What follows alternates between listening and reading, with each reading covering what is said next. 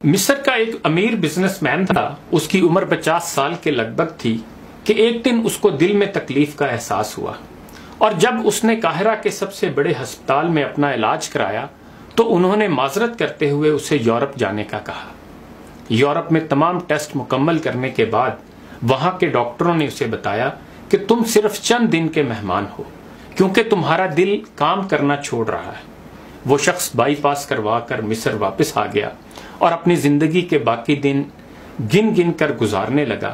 ایک دن وہ ایک دکان سے گوشت خرید رہا تھا جب اس نے دیکھا کہ ایک عورت کسائی کے پھینکے ہوئے چربی کے ٹکڑوں کو جمع کر رہی ہے۔ اس شخص نے عورت سے پوچھا، تم اسے کیوں جمع کر رہی ہو؟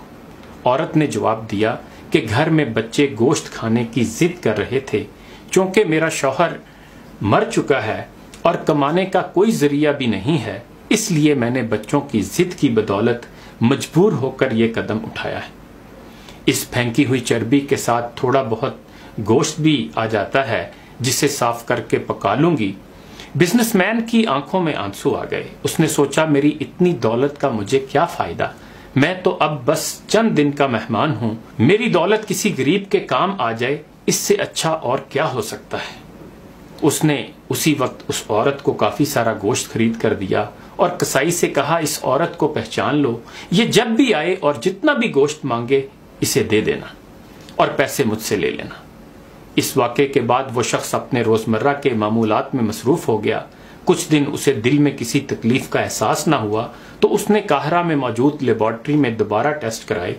ڈاکٹروں نے بتایا کہ رپورٹ کے مطابق آپ کے دل میں کوئی مسئلہ نہیں، لیکن تسلی کے لیے آپ دوبارہ یورپ میں چیک اپ کروائیں۔ وہ شخص دوبارہ یورپ گیا اور وہاں ٹیسٹ کرائے۔ رپورٹس کے مطابق اس کے دل میں کوئی خرابی سرے سے تھی ہی نہیں۔ ڈاکٹر حیران رہ گئے اور اس سے پوچھا کہ آپ نے ایسا کیا کھایا کہ آپ کی بیماری جڑ سے ختم ہو گئی؟ اسے وہ گوشت والی بیوہ یاد آئی اور اس نے مسکرا کر کہا، علاج وہاں سے ہوا جس پر تم یقین نہیں رکھتے۔ بے شک میرے نبی حضرت محمد صلی اللہ علیہ وآلہ وسلم نے سچ کہا تھا کہ صدقہ ہر بلا کو ٹالتا ہے۔